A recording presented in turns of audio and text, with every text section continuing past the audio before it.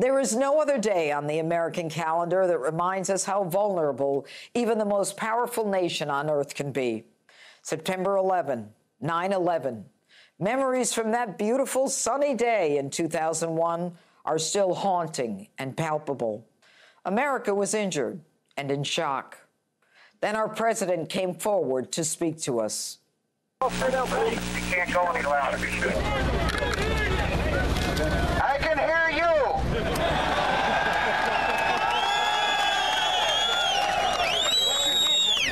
I can hear you. The rest of the world hears you. And the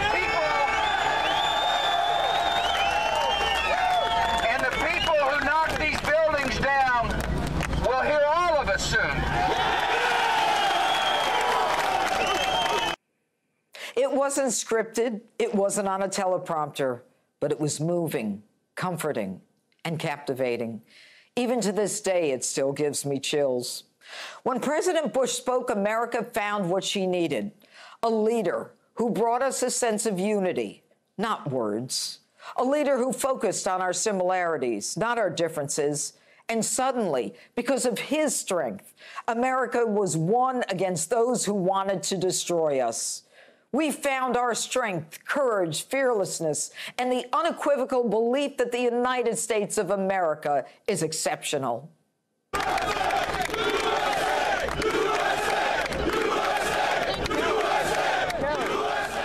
After that, we were able to stand tall and united to confront the massive violence and hate from radical Muslim extremists who came after us in our own country, our homeland, to kill us. I remember that day. As DA, I was in New York City for scheduled meetings. My security detail insisted I leave the city immediately and return to Westchester. All the phones were down. Only police radios worked. People were desperate, looking for loved ones. My own daughter, Kiki, was with her Rye Country Day class that day, visiting the Pentagon. No one could reach any of the children. I called, or through a police phone, I called Police Commissioner Bernie Kerik. And hours later, we were able to tell the headmaster at that school and the families that all of those kids, all of those children were fine. I set up a center in the DA's office for families of the victims. We collected DNA and offered counseling. We offered help from the surrogates court. The family members who came every day, looking worse and worse as time went on, started to realize that their loved ones were not going to be found, that they weren't coming home, confirmed by the hundreds of empty cars left at train stations throughout Westchester. Yes, they took much from us that day, and the ripple effect is still with us. What have we learned in 20 years? Are we any safer now? Are we still vulnerable? Sadly, I believe we're more vulnerable. There is a deficit of leadership today, the kind we need to both protect and chart a course for America's safety. You don't even have to look at a poll to know instinctively that only 39% of Americans approve of Joe Biden, his lies, his ineptitude, and his determination to choose politics and ideology over the safety of America and her citizens. It is evident day after day. On this, one of the most sacred days on the American calendar, we are left with one of the most feeble, feckless, confused, inept presidents. One day, he says we won't leave Americans behind. And on the next, proudly admits he lied and says he left only 10% of the Americans behind. Then, sadly, his brainwashed minions come out and stick up for his lies.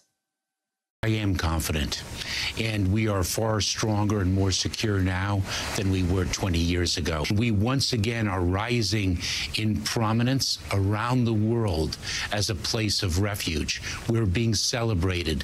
We're leading. Mr. Secretary, when the British Parliament condemns the United States, and when we vacate Bagram Air Base at night without telling our allies, we're not being celebrated and we're not leading. Are you just stupid? Now we have to rely on real American veterans and heroes going into Afghanistan, risking their lives yet again to get Americans out. And while the administration tells us the Taliban is kinder and gentler, they shoot women who don't cover their faces in the street, and they go door to door looking to shoot anyone working with Americans. And they beat reporters. Meanwhile, Democrats like Ilhan Omar and Rashida Tlaib announced a resolution on the eve of 9/11, no less, to condemn the hate, discrimination, and racism and xenophobia that Arab Muslims and Sikh communities across America face. Lies constantly come out of our White House. Days after Americans were incensed about the death of our 13 service members, the Biden puppets decide to tell us they launched a drone to kill our enemies. In reality, that drone killed 7 children. They hit the wrong car. They lied to us and said they took out Taliban facilitators. Look, the satellites we have are so sophisticated, you can read a license plate from outer space. The same people who allowed terrorists with suicide vests to be frisked are the same people who targeted the wrong car, killing 7 innocent children. And this administration stands in front of the American people and lie and say they went after the enemy that killed our servicemen. Despicable. But despite that, you and I have to keep fighting for the America we know and love, in honor of people like Todd Beamer, who saved countless lives by foiling al-Qaeda's plot to crash Flight 93 into another U.S. target, the White House or the Capitol building. Listen to this from the father about the last conversation Todd had with his wife. So Todd was able to have that conversation with her, provide reconnaissance information, pray together, and ask her to send his love to his family, because he said, we're probably not going to make it out of this. But then his last words, are you guys ready? Let's roll. Todd Beamer and those who charge the cockpit are real American heroes. We must never forget. Another was Chick Burlingame, whose sister has been an advocate for 9/11 victims over the last 2 decades. She sat down with our Martha McCallum to reflect on the last 20 years. This administration is now embracing a terrorist regime. The very people he's referring to are the ones that sheltered Osama bin Laden, the ones that provided him a safe haven while they practiced storming the cockpits and killing all the pilots.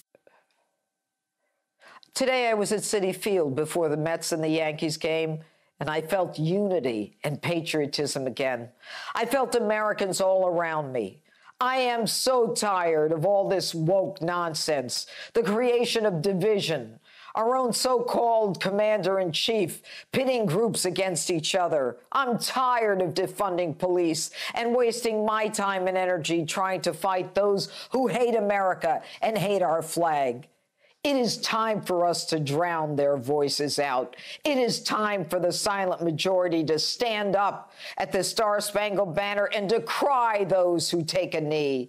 I want to live in a country that understands that we are lucky to be in this experiment of democracy together, and no one can ever divide us. I'm Steve Ducey. I'm Brian Kilmeade. And I'm Ainsley Earhart. And click here to subscribe to the Fox News YouTube page to catch our hottest interviews and most compelling analysis.